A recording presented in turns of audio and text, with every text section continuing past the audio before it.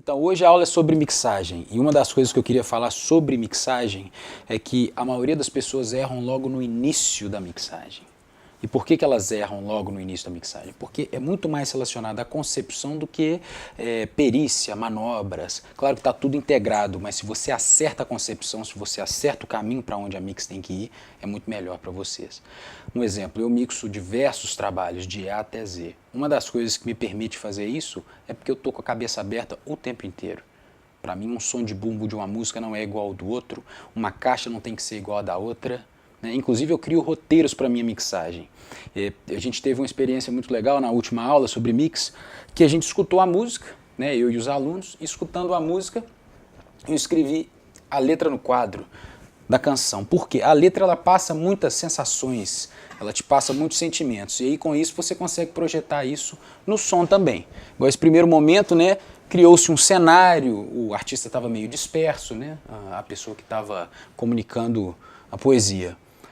Depois foi bem focado nele, documentou alguns sentimentos pessoais, teve um desfecho, que é uma conclusão de tudo que ele tinha pensado, angústia, sensatez, ou seja, esses diversos períodos pela qual a letra passou e a música contemplou, a gente conseguiu ainda mais pontuar com engenharia, com mixagem, com manobras de mixagem. Exemplo, na introdução a gente escreveu exatamente o que tinha que ser feito, igual o Wurlitzer, sendo filtrado até 1K, a banda 20% dela filtrada, quando eu digo filtrado, é usando mesmo um low pass para a gente conseguir esse som mais abafado e aos poucos ir abrindo, e aí a música toma a dimensão total dela. E várias outras coisas, como muito uso de mono, e aí no refrão abre-se um estéreo. Automação. O nome é automação para mim. O grande trunfo de um bom mixer é o tempo inteiro estar desenvolvendo automações. Que é o quê? Não são só automações de volume, ou send, ou delay, pan. Na verdade, é automação de tudo. Uma voz que você queira preservar um pouco da intimidade dela no início, ela pode ter menos reverb, mas ela também pode ter uma faixa de frequência mais restrita, como se fosse uma coisa menos pomposa, menos exuberante. E aí quando a banda ela acontece como um todo, aí sim você pode abrir o filtro, não só da banda como da voz mesmo, e deixá-la mais clara, só para ela cortar um pouco mais a mix. Ou seja, são tantas manobras que a minha receita para uma boa mixagem é, primeiro, estar muito ciente de qual o caminho que você quer chegar, por mais que o percurso te leve a vários outros caminhos, a várias outras portas, e você as visite.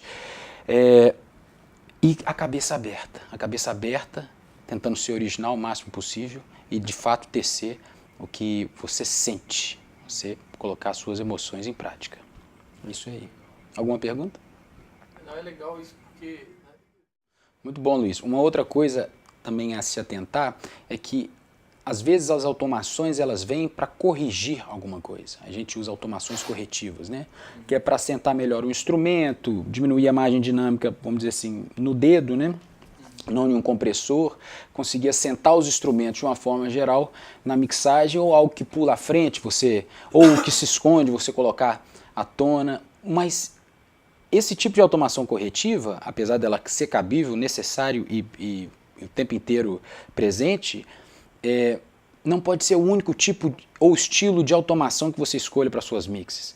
Tenta usar automações criativas também, não corretivas, que são aquelas onde você extrapola, onde você exagera, onde você cria ambientes, cenários. Mixagem tem muito a ver com cenário. Uma coisa que poucos engenheiros tomam tento é a letra. Essa, para mim, é um dos trunfos meus enquanto mixer, porque eu estou sempre ligado na letra.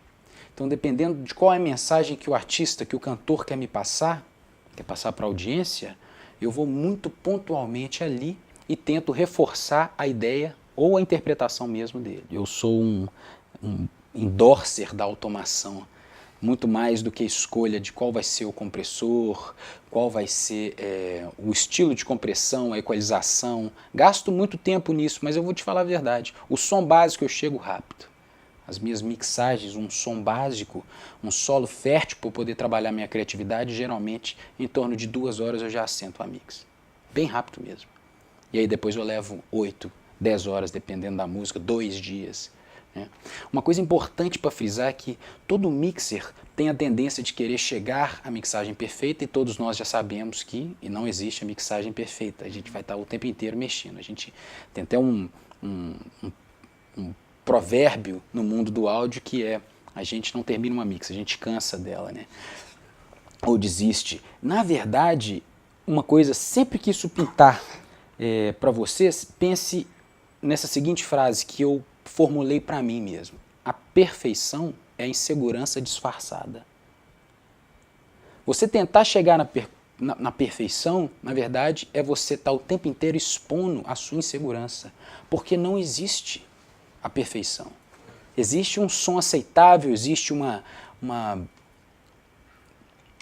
retorno daquilo que você construiu, positivo, que já faz com que você, ok, isso aqui é exatamente o que eu quero passar para o mundo. A partir disso, os detalhes, as nuances, os pequenos, embora românticos e artistas entendam isso como um todo também, né? Parte de um todo, que essas pequenas pinceladas é o que fazem deles os traços. Eu não estou falando dessa parte criativa, eu estou falando da parte paranoica. Quando a gente entra nesse mundo paranoico, um pouquinho mais para cá, um pouquinho mais para lá, você pode ter certeza que é a sua insegurança se manifestando. É muito comum também, às vezes, o recall do artista ele não ser baseado na sonoridade, ele ser, às vezes, edição. Ah, não, cara, errei uma notinha, pô, ali, não sei o quê.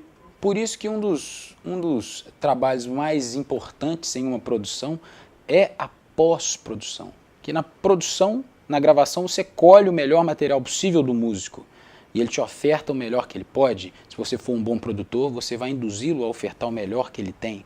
Mas depois desse momento, é importante você ter um contato a sós com essas tracks e tentar ainda melhor chegar nessas performances dos artistas, né, dos músicos que participam, que seriam com pós-produção. Quando você acerta a pós-produção, e pós-produção não tem a ver com colocar no grid, igual muitos falam, ou acertar o tempo, tocar no clique, muito pelo contrário.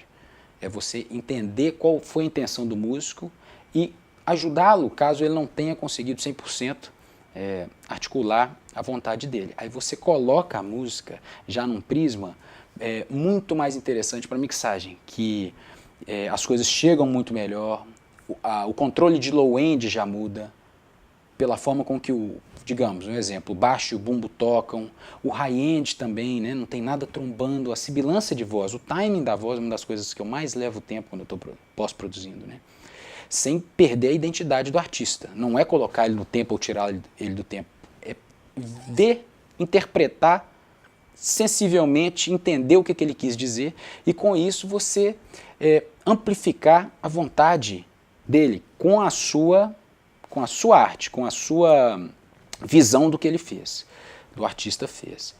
Essa parte da pós-produção gera resultados fenomenais quando você chega na mixagem, porque as coisas musicalmente já se assentam e aí você tem mais criatividade para exercer do que correção. Vamos em frente então?